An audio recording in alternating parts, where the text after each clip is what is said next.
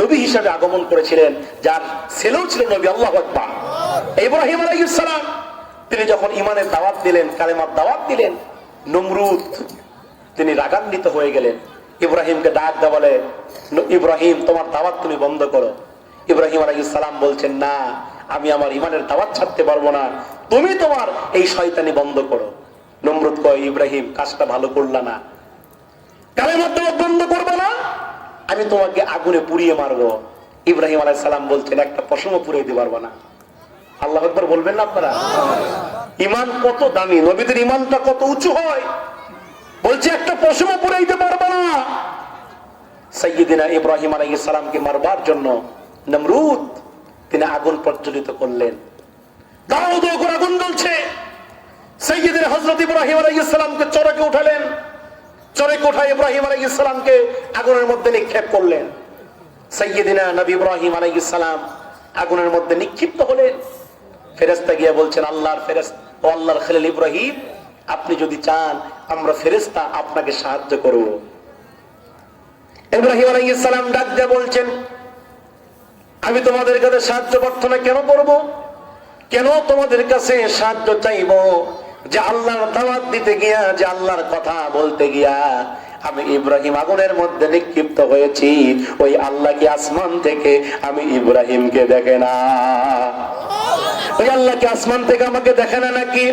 এই কথা যখন সাইয়্যিদিনা হযরত ইব্রাহিম আলাইহিস সালাম যখন তিনি বলতেছিলেন, আমার আল্লাহর কুদরতে আল্লাহ পাক মুহূর্তের ভিতরে ওই আগুনকে লক্ষ্য করে বললেন, কুলনা ইয়া নারু কুনি বারদাও ওয়া সালামান আলা ইব্রাহিম।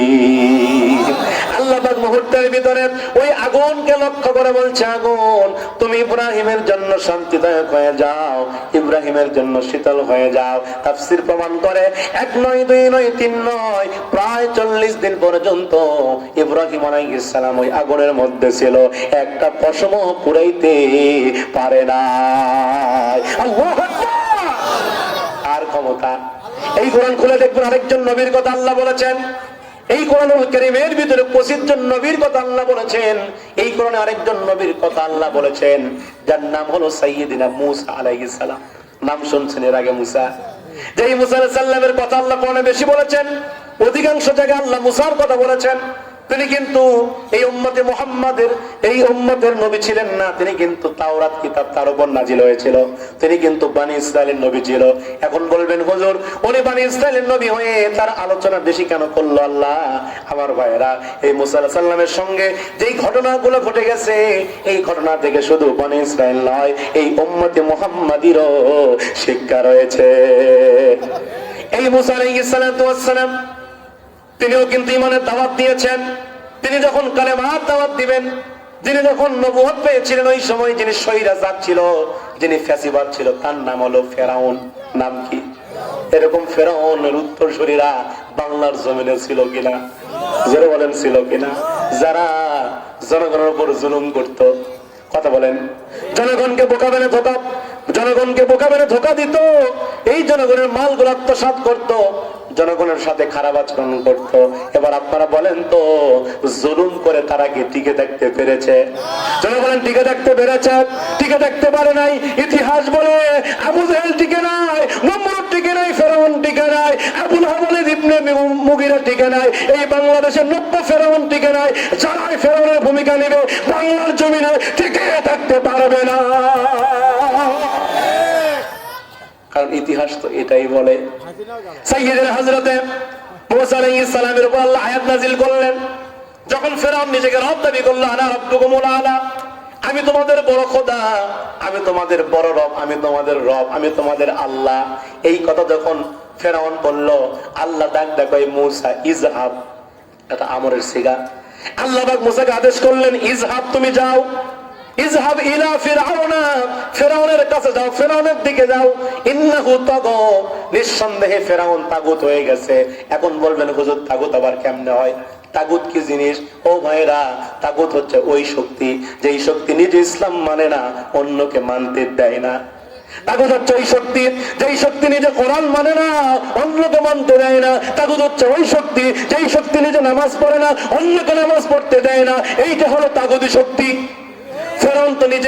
ফেরাউন তো আল্লাহকে রব মানে নাই, তিনি নিজেকে রব দাবি করেছে, তিনি তাগুত হয়ে গেলেন, সীমা লঙ্ঘন করলেন। আল্লাহ মুসাকে ডাক দেয়, বলে মুসা যাও, ফেরাউনকে কালেমার দাওয়াত দাও। মুসা ডাক দেয়, আল্লাহ দাওয়াত তো দেবো ঠিক আছে, কিন্তু আমার একটা সমস্যা আছে। আল্লাহ ডাক দেবে, এ মুসা কি সমস্যা? তো মুসা আলাইহিস সালাম ডাক দেবে, আল্লাহ সমস্যা হলো আমি যখন কথা বলতে যাই তখন আটকে যায়, মানে তোতলামো হয়। আল্লাহু আকবার। এই তোতলামো হওয়ার কারণে আমার রাগ মাঝে মাঝে মাথায় ওঠে। আল্লাহু আকবার। দেখবেন আপনাদের সমাজের ভিতরে যেই ছেলেগুলো তোতলা, ওদের রাগ কম হয় না বেশি হয়? দেখবেন খালি তো করতে করতে দেখবেন তলে দিয়ে হাতের কাম হয়ে গেছে। মুসা আলাইহিস সালাম ছিল তোতলা নবী, আবার চালাক প্রকৃতির নবী ছিল। আল্লাহ রাসূল বলেছেন, এই পৃথিবীতে যত নবী রাসূল আসছেন তাদের ভিতরে দুইজন নবী সবচাইতে বেশি চালাক। তার এক নাম্বার হলো নবী সুলাইমান। এক নাম্বার কে? এক নাম্বার নবী সুলাইমান। দুই নাম্বার হলো নবী হযরত মূসা আলাইহিস সালাম। তিনি এমন চালাক নবী ছিল, মাঝে মাঝে আল্লাহকে প্রশ্ন করত। আল্লাহ বলে, মূসা আমাকে এমন এমন প্রশ্ন করত, আমি আল্লাহ নিজে দেখাই দেই, পড়ে যাইতাম। একদিন তোর পাহাড়ে গিয়া হযরত মূসা আলাইহিস সালাম আল্লাহর সঙ্গে কথা বলতে বলতে এক পর্যায়ে ডাক দেয়, আল্লাহ আমি মূসা এমন তিনটা কাজ করতে পারি, আপনি আল্লাহ সেটা পারেন না। আল্লাহ ডাক দেয়, মূসারে বেশি চালাকি ভালো নাই। মূসা ডাক দেয়, আল্লাহ আমি যা বলি সত্যই বলি। আল্লাহ ডাক দেয়, বলে মূসা রে, এমন তিনটা কাজ তুই পারিস, আমি পারি না। আল্লাহর পয়গম্বর মূসা ডাক দেয়, আল্লাহ এক নাম্বার হলো আমি মূসা খাইতে পারি, আপনি আল্লাহ কোনোদিন খাইতে পারেন না। আল্লাহ কি খায়?